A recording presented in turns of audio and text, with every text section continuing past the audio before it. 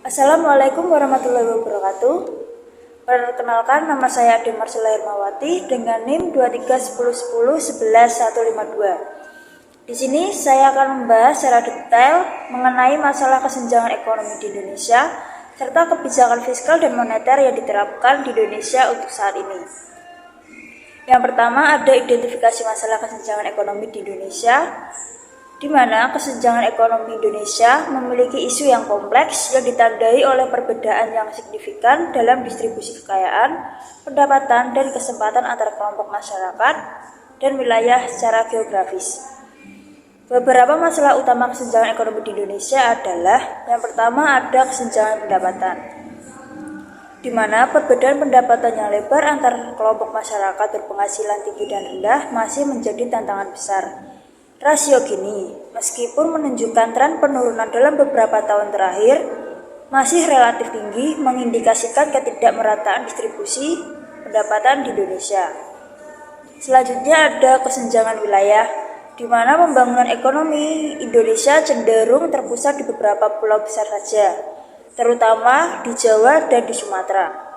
Wilayah lain, terutama di kawasan timur Indonesia, seringkali tertinggal dalam hal infrastruktur, akses pendidikan dan kesehatan, serta kesempatan kerja. Hal ini menyebabkan adanya migrasi dan ketidakseimbangan pembangunan antar wilayah. Selanjutnya ada kesenjangan akses terhadap sumber daya manusia. Di kelompok masyarakat miskin dan rentan seringkali memiliki keterbatasan akses terhadap sumber daya penting seperti pendidikan, layanan kesehatan yang memadai, modal usaha, dan informasi pasar. Hal ini menghambat mobilitas sosial dan memperpetuasi kemiskinan. Selanjutnya ada kesenjangan kesempatan kerja. Kualitas sumber daya manusia yang bervariasi dan kurangnya lapangan kerja yang layak, terutama di sektor formal, menyebabkan kesenjangan kesempatan kerja antar angkatan kerja muda dan penduduk di wilayah tertinggal seringkali menghadapi kesulitan dalam mendapatkan pekerjaan yang sesuai. Selanjutnya ada kesenjangan kepemilikan aset, di mana seperti tanah dan modal pada sebagian kecil masyarakat juga menjadi faktor pendorong kesenjangan ekonomi. Hal ini dikarenakan kesempatan bagi kelompok masyarakat lain untuk mengakumulasi kekayaan dan meningkatkan kesejahteraan itu kurang. Terdapat juga solusi atau cara mengatasi kesenjangan ekonomi yang ada di Indonesia untuk saat ini, dengan cara peningkatan kualitas sumber daya manusia, yaitu ada pendidikan berkualitas merata, pelatihan dan pengembangan keterampilan, peningkatan akses layanan kesehatan, dan selanjutnya ada pembangunan infrastruktur yang merata. Fokus pada wilayah tertinggal, menginvestasikan lebih banyak pada pembangunan infrastruktur dasar seperti jalan, jembatan, pelabuhan, bandara, listrik, dan telekomunikasi di wilayah luar Jawa dan Sumatera. Itu bisa menjadi solusi utama untuk masyarakat Indonesia menjadi lebih baik. Selanjutnya ada pemberdayaan ekonomi di masyarakat dengan dukungan UMKM, memberikan dukungan finansial, pelatihan manajemen, akses pasar, dan pendampingan bagi usaha mikro, kecil, dan menengah yang memiliki potensi besar dalam menciptakan lapangan kerja dan meningkatkan pendapatan di masyarakat. Ada juga program pengentasan kemiskinan yang efektif, di mana melanjutkan dan meningkatkan efektivitas program pembangunan sosial yang tepat sasaran, serta program pemberdayaan ekonomi yang memberikan kesempatan bagi masyarakat miskin untuk meningkatkan pendapatan secara berkelanjutan. Ada juga akses permodalan untuk usaha-usaha bagi masyarakat yang berpenghasilan rendah dan UMKM melalui skema kredit mikro atau KUR, kredit usaha rakyat, dan inovasi pembiayaan lainnya. Solusi lainnya adalah dengan kebijakan redistribusi yang progresif. Ada beberapa bagian dalam redistribusi yang progresif, yaitu adanya sistem perpajakan yang adil, transfer anggaran yang efektif, dan program jaminan sosial. Itu memperkuat program seperti BPJS Kesehatan dan BPJS Ketenagakerjaan untuk memberikan perlindungan bagi masyarakat yang rentan. Selanjutnya ada tatanan kelola pemerintahan yang baik. Adanya pemberantasan korupsi untuk memastikan tata kelola pemerintahan yang bersih dan transparan untuk mencegah kebocoran anggaran dan penyalahgunaan kekuasaan yang dapat memperburuk kesenjangan sosial. Ada juga kebijakan yang inklusif. Kebijakan yang inklusif merumuskan dan melaksanakan kebijakan yang melibatkan partisipasi seluruh lapisan masyarakat dan memperhatikan kepentingan kelompok yang rentan. Ada juga penegakan hukum, di mana menegakkan hukum secara adil dan konsisten untuk menciptakan kepastian berusaha dan melindungi hak-hak di seluruh warga negara Indonesia. Selanjutnya ada materi, yaitu kebijakan fiskal dan moneter yang saat ini diterapkan di Indonesia.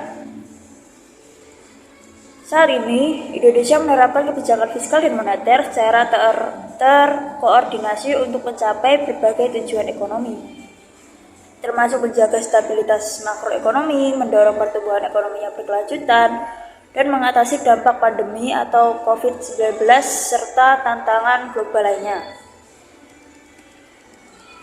Kebijakan fiskal adalah kebijakan pemerintah dalam mengelola pendapatan dan pengeluaran negara untuk mempengaruhi kondisi ekonomi. Ada beberapa kebijakan fiskal yang diterapkan di Indonesia untuk saat ini, yaitu ada ekspansi fiskal terukur, di mana pemerintah cenderung menerapkan kebijakan ekspansi fiskal secara terukur untuk mendukung pemulihan ekonomi. Hal ini dilakukan melalui peningkatan belanja negara pada sektor-sektor prioritas seperti infrastruktur, kesehatan, pendidikan, dan perlindungan sosial. Namun, pemerintah juga berhati-hati dalam mengelola defisit anggaran dan menjaga keberlanjutan fiskal.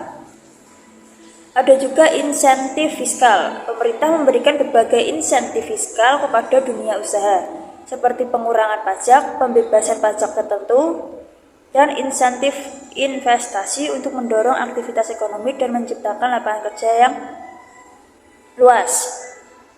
Ada juga penguatan penerimaan negara. Pemerintah terus berupaya meningkatkan penerimaan negara melalui reformasi perpajakan, perluasan basis pajak, dan peningkatan kepatuhan wajib pajak. Ada juga transfer ke daerah-daerah tertentu, biasa disebut dengan dana alokasi umum, dan pengelolaan utang negara yang hati-hati. Di sini pemerintah berupaya mengelola utang negara secara prudent dan menjaga rasio utang terhadap PDB dalam batas yang aman. Tujuan dalam kebijakan fiskal adalah mendukung pemulihan ekonomi nasional, memperkuat ketahanan ekonomi, meningkatkan kualitas sumber daya manusia, mengurangi kemiskinan dan kesenjangan, mempercepat pembangunan infrastruktur, dan menjaga stabilitas fiskal dengan bertanggung jawab dan menjaga keberlanjutan fiskal jangka panjang. Ada juga kebijakan moneter. Di sini saya akan menjelaskan sedikit apa itu kebijakan moneter. Kebijakan moneter adalah kebijakan yang ditetapkan oleh Bank Sentral atau Bank Indonesia untuk mengendalikan jumlah uang beredar dan tingkat suku bunga dalam rangka mencapai tujuan ekonomi tertentu. Beberapa kebijakan moneter utama yang diterapkan di Indonesia adalah penetapan suku bunga acuan atau biasa disebut dengan BI rate. BI rate merupakan instrumen utama kebijakan moneter untuk mempengaruhi suku bunga di pasar uang dan pada akhirnya mempengaruhi aktivitas ekonomi. Ada juga operasi pasar terbuka, di mana Bank Indonesia melakukan pembelian dan penjualan surat berharga negara atau SBN di pasar uang untuk mempengaruhi likuiditas perbankan dan suku bunga jangka pendek. Selanjutnya ada penetapan rasio cadangan wajib minimum (GWM). GWM adalah persentase dana pihak ketiga yang wajib dipelihara oleh Bank Umum pada Bank Indonesia. Perubahan GWM dapat mempengaruhi jumlah uang yang dapat disalurkan oleh bank sebagai kredit. Ada juga kebijakan nilai tukar rupiah. Bank Indonesia melakukan intervensi di pasar valuta asing untuk menjaga stabilitas nilai tukar rupiah terhadap mata uang asing. Ada juga kebijakan makroprudensial, di mana Bank Indonesia juga menerapkan kebijakan ini untuk menjaga stabilitas sistem keuangan secara keseluruhan, termasuk pengelolaan risiko kredit, risiko pasar, dan risiko likuiditas. Di sini ada tujuan kebijakan moneter. Adanya menjaga stabilitas harga atau inflasi, menjaga stabilitas nilai tukar rupiah, mendukung pertumbuhan ekonomi yang berkelanjutan, dan menjaga stabilitas sistem keuangan untuk mencegah dan memitigasi risiko sistematik yang dapat mengganggu stabilitas perekonomian. Yang terakhir ada koordinasi kebijakan fiskal dan moneter. Penting untuk dicatat bahwa efektivitas kebijakan fiskal dan moneter sangat tergantung pada koordinasi yang baik antar pemerintah dan Bank Indonesia. Koordinasi yang sinergis akan memastikan bahwa kedua kebijakan tersebut saling mendukung dalam mencapai tujuan ekonomi yang telah ditetapkan. Sekian materi yang saya ketahui untuk mata kuliah perekonomian Indonesia. Bila ada salah kata maupun kata yang tidak jelas, saya mohon maaf. Assalamualaikum warahmatullahi wabarakatuh.